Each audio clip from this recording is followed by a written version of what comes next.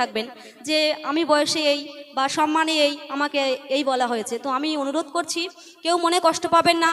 কয়েকটা সদস্যের নাম দিয়েছে, আমি তাদের উদ্দেশ্যে কিছু কথা ছন্দের মাধ্যমে শোনাবো, শুধুমাত্র তাদের একটু আনন্দ দেওয়ার জন্য। হয়তো ইউটিউবের মাধ্যমে আপনারা ইতিপূর্বে অনেকেই শুনেছেন, আজকে আমি মায়েদের উদ্দেশ্যে বলছি। মায়েরা তো আর ইউটিউব খোলে না, মায়েরা এখানে সেখানেও শুনতেও যায় না। তো মায়েদের উদ্দেশ্যে আমি সেই কিছু কথা ছন্দের মাধ্যমে পরিবেশন করে শোনাচ্ছি।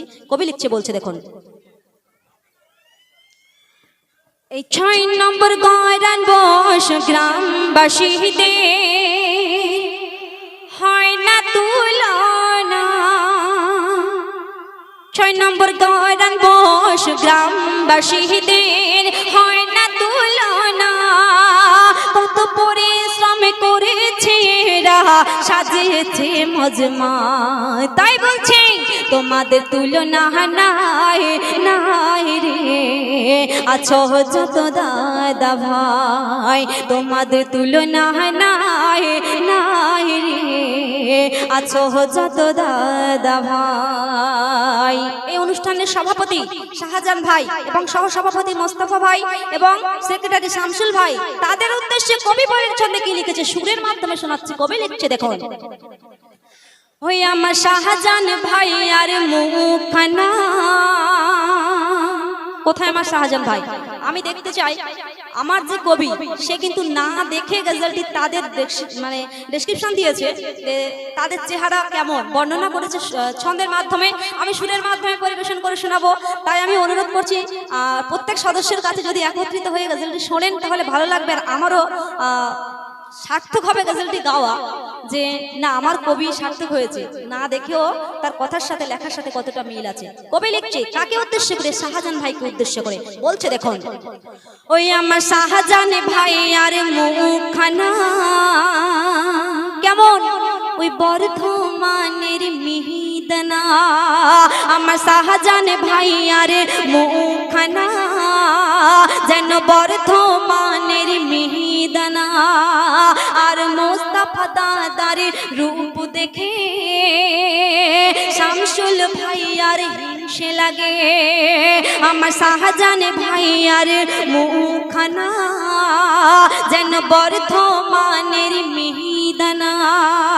আর মোস্তফা ভাই আর রূপ দেখে আমার শামসুল ভাইয়ের হিংসে লাগে। এরা পাড়ে ঘুরে মা বোনেদের, এরা পাড়ে ঘুরে মা বোনেদের কত বুঝিয়েছে, তবে আমার মা বোনেরা তবে তারা 10টি টাকা তাদের হাতে দিয়েছে। তাই বলছে তোমাদের তুলনা নাই নাই গো, আছো যত মা বোন, আছো যত শ্রোতাগণ। ৬ নম্বর গয়রান বস গ্রামবাসীদের হয় না তুলনা।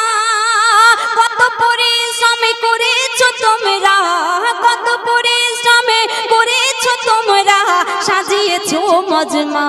তাই তোমাদের তুলনা নাই নাই গো, আছো যত দাদা ভাই, আছো যত যুবক ভাই। তারপরে সহ সেক্রেটারি শামসুল, ডক্টর শামসুল এবং সাথে আছে জাহাঙ্গীর, তাকে উদ্দেশ্য করে কবিকে লিখছে পরের ছন্দে শুনুন। আমার শামসুল ভাই আর রূপ দেখো কেমন ওই বারুইপুরের পেয়ারার মতো। আমি কিন্তু শামসুলকে কে জাহাঙ্গীর আমি কিন্তু দেখতে যাব না, আমার কবির লেখার মধ্যে মিল আছে কিনা আমার দর্শক অডিয়েন্সই বলবে। দেখুন বারুইপুরের পেয়ারা কিন্তু অনেক সুন্দর হয়, ফ্রেশ হয়, তাজা হয়, বাড়িতে এনে দেখা যায় অনেক সময় স্বাদে পাওয়া যায় না। তো আমার এই যে ডাক্তার শামসুল ভাই, ইনি আল্লাহ পাক অনেক সুন্দর রূপ দিয়েছেন, আচার আচরণ কেমন তা কিন্তু জানি না, সেটা জানতে হবে বাড়ির লোক একমাত্র। তাকে উদ্দেশ্য করে কবি কি লিখেছে বলছে দেখুন। আমার শামসুল ভাই আরে রূপ দেখো যেন বারুইপুরের পেয়ারার মতো। আর জাহাঙ্গীর ভাই আরে স্বাস্থ্য দেখো কেমন ওই দার্জিলিং কমলা লেবুর মতো।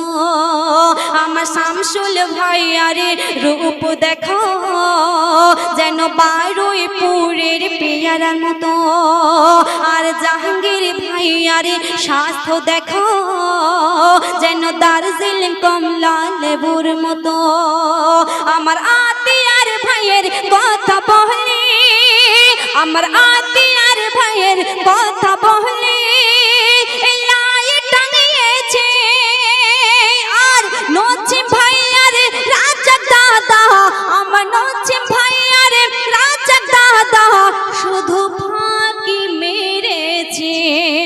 তাই তোমাদের তুলনা নাই নাই গো, আছো যত দাদা ভাই, তোমাদের তুলনা নাই নাই গো, আছো যত দাদা ভাই। অনেকে আছে নচিমা রাজ্জাককে নিয়ে রোস্ট করবে, কিন্তু তারা যে ফাঁকি মেরেছে, এত বড় অনুষ্ঠানটা আয়োজন করেছে, অনেক সদস্য তারা পরিশ্রম করেছে, অথচ এতজনের মধ্যে এই দুজন যে ফাঁকি মেরেছে তাদের বুদ্ধির কতটা ট্যালেন্ট, কতটা ট্যালেন্ট তাদের, যে তাদের বুদ্ধির আমাদের প্রশংসা করতে হয়। তাই তাদের উদ্দেশ্যে বলেছে, অনেকে হয়তো হাসবে যে এরা সত্যি ফাঁকি মেরেছে। আগে বলেছিলাম শুধুমাত্র মজার উদ্দেশ্যে, তাদের আনন্দ দেওয়ার উদ্দেশ্যে কিছু কথা শোনাচ্ছি। তারপরে আছে রফিকুল ভাই এবং ফারুক, আর সাথে আছে খয়রুল ইদ্রিসার বাবু। এদেরকে উদ্দেশ্য করে কবি তারপরে ছন্দে কি লিখছে শোনান। আমার রফিকুল ভাইয়ারে বডি দেখো কেমন, ওই বরুণ ভাটার ইটের মতো। আমার ফারুক